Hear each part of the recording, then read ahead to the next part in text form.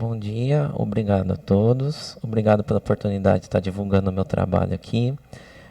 Ele faz parte, eu vou tentar contar um pouquinho, sintetizar o trabalho de doutorado que o professor Nelson, o Adrian também deu uma ajuda aí para mim, desenvolver esse trabalho da dinâmica de Atlas. Bom, Atlas ele faz parte de uma das luas que estão no anel A, juntamente com Pan, Daphnis. Nossa base foram esses 3 trabalhos que envolveram a dinâmica. Primeiro foi o Spitani, onde ele propôs a ressonância de movimentos médios com Prometheus e depois a ressonância de terceira ordem, 7067 com Pandora. E ele sugere que a órbita de Atlas seria possivelmente caótica. Bom, mais tarde, cerca de quase 9 anos depois, o Cooper e o Renner eles fizeram um estudo um pouco mais abrangente do trabalho do Spitani. O Cooper, em 2017, o trabalho dele refinou a massa de Atlas, da então massa conhecida do Thomas. E ele estudou o movimento caótico, quantitizando o caos que existia lá, da ordem de um expoente de Lyapunov de 10 a menos 1 ano. E o Renner complementou o trabalho do Cooper fazendo a aplicação do modelo Coralin, da Elmont-Hamid. Bom, como que se baseou o nosso trabalho? Primeiramente, a gente estudou um sistema formado por Atlas Prometeu, depois Atlas Pandora, e por fim o sistema completo, Atlas, Prometheus e Pandora. Bom, a ressonância 54-53 Prometheus com Atlas, a variação dos ângulos publicados na literatura pelo Cooper, pelo Renner, ela demonstra ser irregular. Você tem períodos em que você tem a oscilação ao redor de 180 e a circulação deste ângulo, que vai ser chamado de ângulo de corrotação. E por fim, não tem também, você tem um movimento irregular do ângulo φ1, que é chamado do ângulo de Lindblad. Bom, o que isso implica na dinâmica? Que a linha das conjunções entre o par Prometheus e Atlas não está bem definida.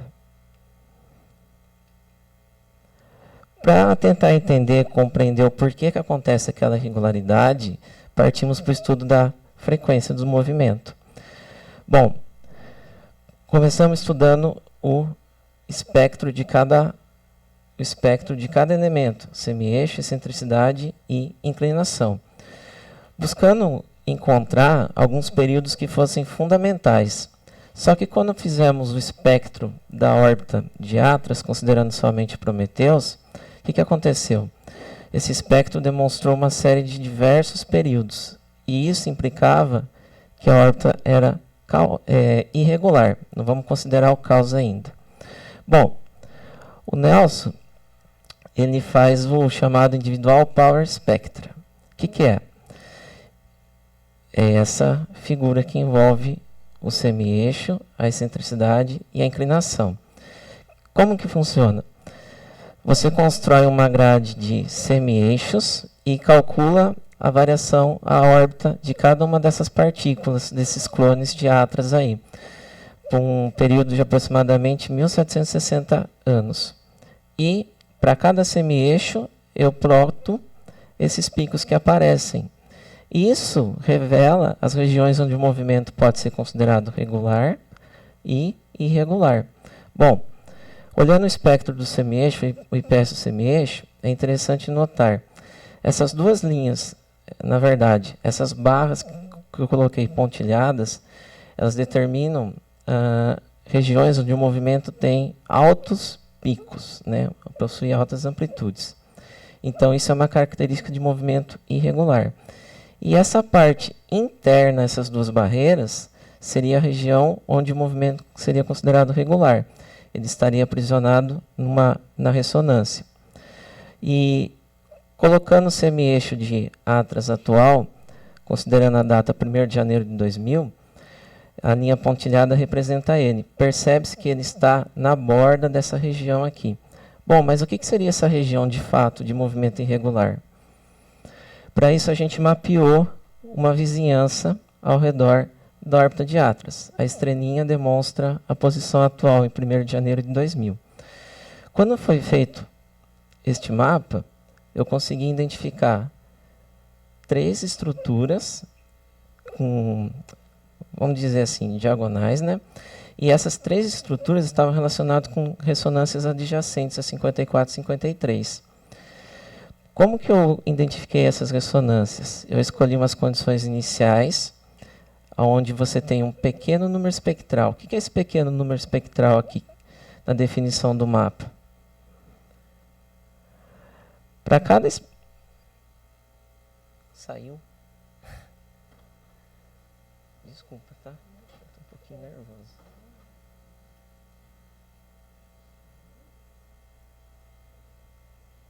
Isso. A gente vai contar o número de períodos que aparece. Só que eu vou considerar um filtro de 15 dias, para não ter, eliminando o curto período aí no caso. Feito isso, a gente consegue construir esse mapa dinâmico, considerando o semi-eixo e a excentricidade. Bom, então dando um zoom nessa região aqui, onde você tem uma mancha mais clara, que eu chamei de C, essa daqui é a região que contém o domínio da ressonância de corrotação. Pegando um clone de Atlas interno a essa região, você tem a oscilação do ângulo de corrotação ao redor de 180.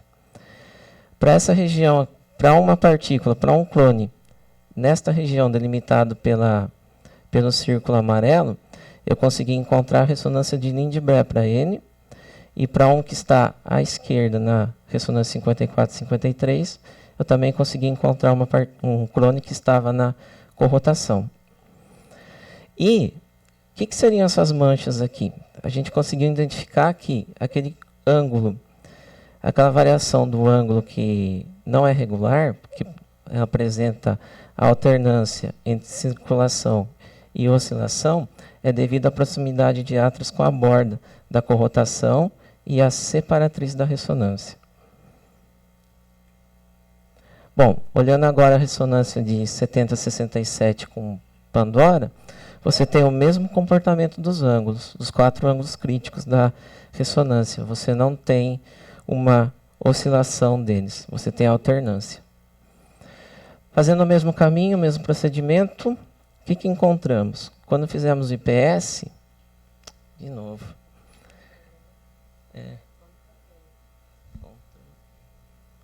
Aí. Já foi. Bom, desculpa, pessoal, um pouquinho nervoso aqui.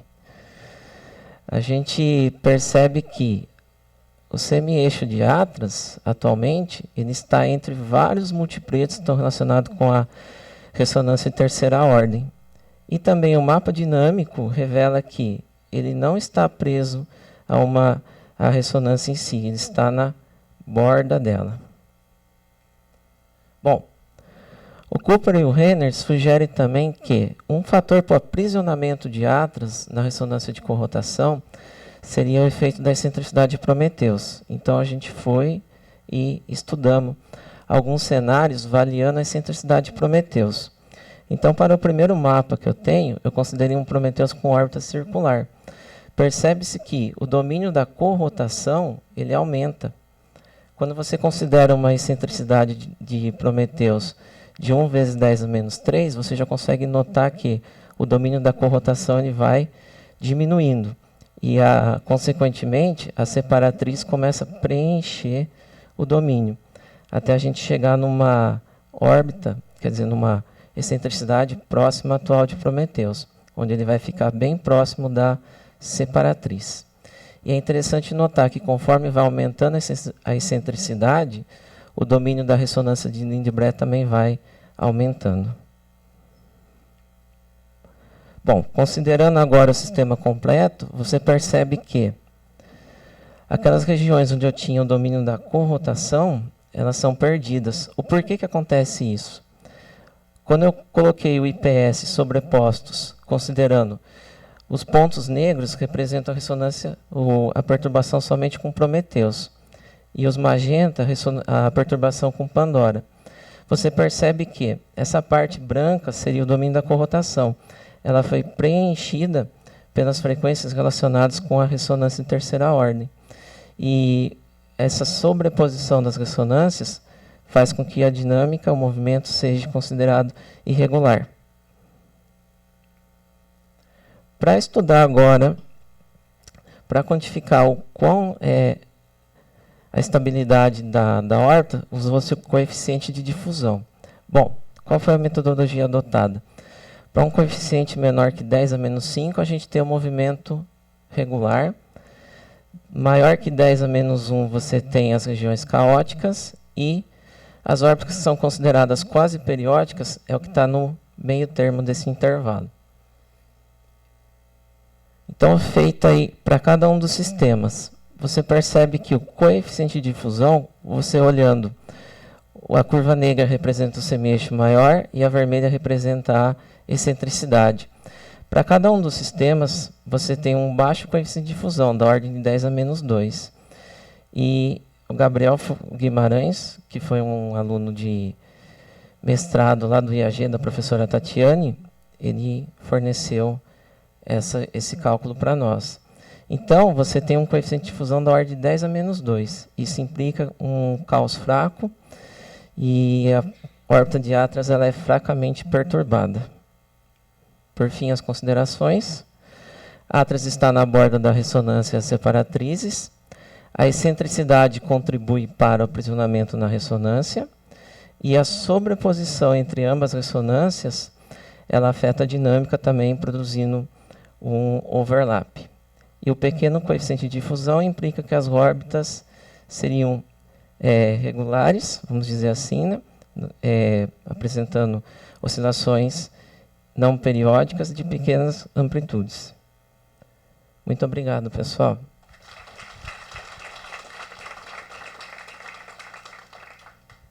Obrigada. Perguntas? Desculpa o nervosismo aqui. Alguma pergunta?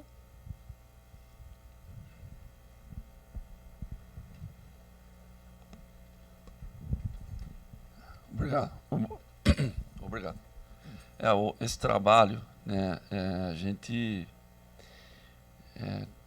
Demétrio está tentando mostrar, como ele colocou nas conclusões, né, uma explicação alternativa, uma outra explicação para essa detecção dessa órbita caótica desse satélite, né?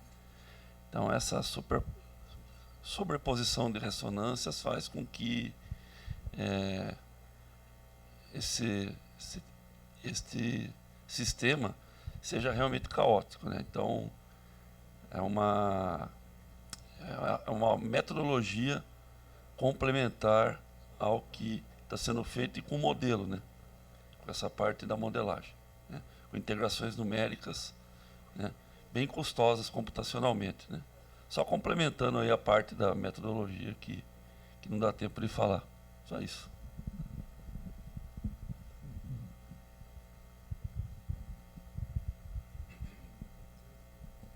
Obrigado, Demétrio. As massas, você lembra as massas do Prometheus, Atlas e Pandora? Qual é a relação de massas? Professor Tabaré, muito obrigado. Pandora, Atlas tem uma massa considerada de 5,75 vezes 10 a 16. Agora, Prometheus e Pandora, a relação delas é de quase 1:1. Elas são bem próximas. O Pandora ele é um pouquinho mais massivo. Essa eu não sei de cabeça, as duas não.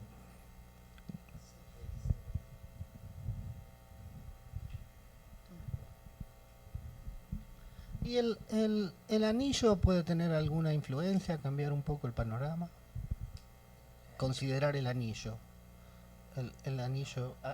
O anel? O torque do anel? O torque do anel não foi considerado no trabalho, professor.